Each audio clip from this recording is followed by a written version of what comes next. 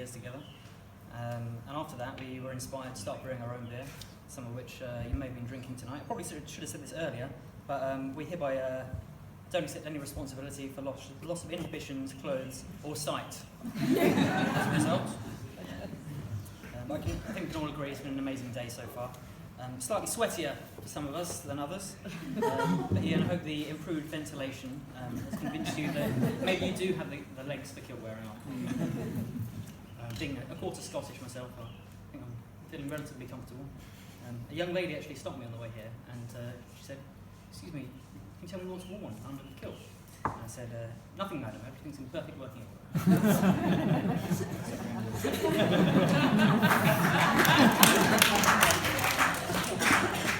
One of the main functions of the best man speech is to introduce the groom to people who might not know him so well. So I had a look through Iain's closets, figuratively. I didn't take it that far, and I found them to be surprisingly skeleton-free, considering what a fan of the macabre he is. But people were very forthcoming when I asked with embarrassing stories about Catherine. I have a few myself, but that's not the best man's job. I'm sure if you buy any of the bridesmaids a drink at the bar later, then they'll reveal a few for you. I think the best way to understand Iain is to look at his loves and his passions in life. So I'll start with music. Iain's always been musically inclined from a young age, and always particularly into alternative music, as evidenced with his band See You in Reno, who are here tonight. I think some people call their music alternative to good. Very unkind people. Iain actually nearly got into trouble for the law on his bass music, as he was routinely pulled over by a police car late at night with a chainsaw, rope, and other slightly suspicious material in his boot. Fortunately, after a short chat with him, they decided they were convinced by his polite nature and his calm demeanour that he was a normal, upstanding citizen and didn't check his boot, which is probably for the best. Another of Iain's loves is football. Iain loves football in many forms. Watching Rangers lose. Watching Scotland. Not in the World Cup, obviously, but friendlies.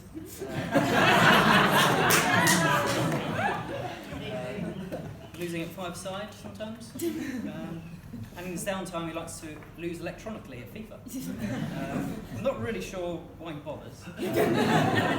But what perseverance. I think an excellent trait in a husband, you'll all agree. And all the losing will come in really handy for the arguments over the years. Another thing to talk about is veganism. Catherine's always had an exclusive fondness for vegetables, particularly courgettes. Catherine and Iain took a big step together in becoming vegan. Iain's become very strict about this though. He now won't even, it's actually affected his relationship with beer. And he now won't even drink a milk stout unless it's not clearly labelled or it has a 4.5 star or above and untapped.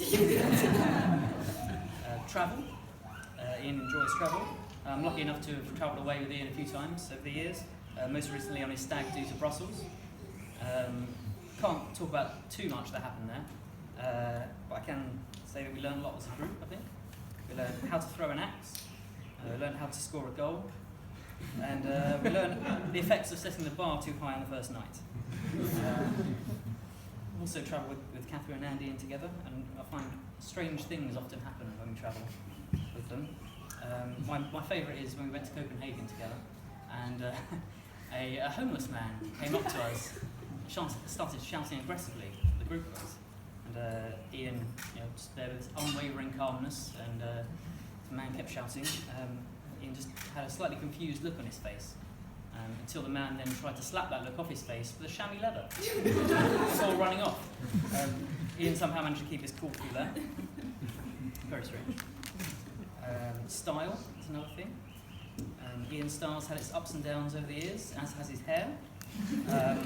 Probably don't have time to go into every fashion choice of Iain's over the years, but I thought I'd say 1,000 words and let the pictures do the talking. So, Lorraine, I think you have something there. Maybe Iain would like to open it if you'd like.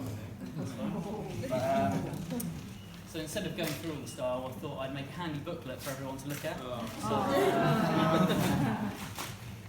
So some viewing material for when you get a chance later.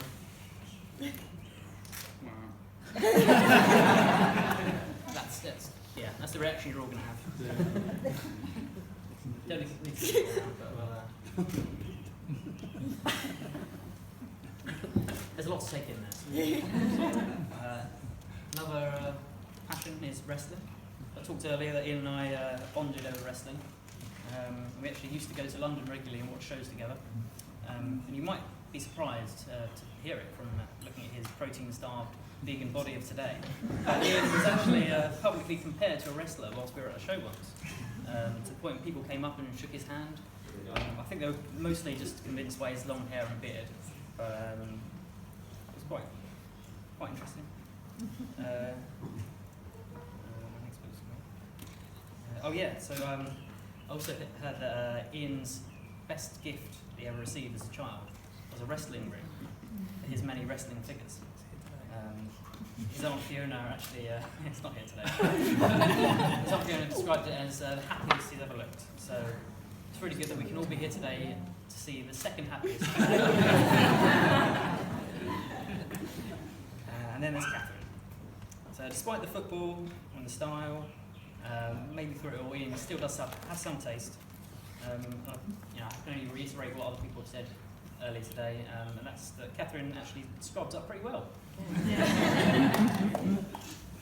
Catherine, I've seen your best and your more suspect looks over the years, but I can honestly say you never look so beautiful or so happy as you do today. So can we please just raise a glass one more time for the bride.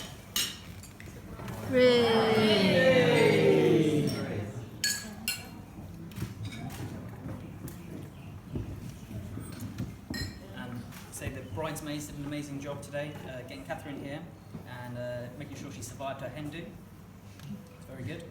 And I think it's clear they all look astounding today. Although it's a bit of a shame that hasn't been any beards on show.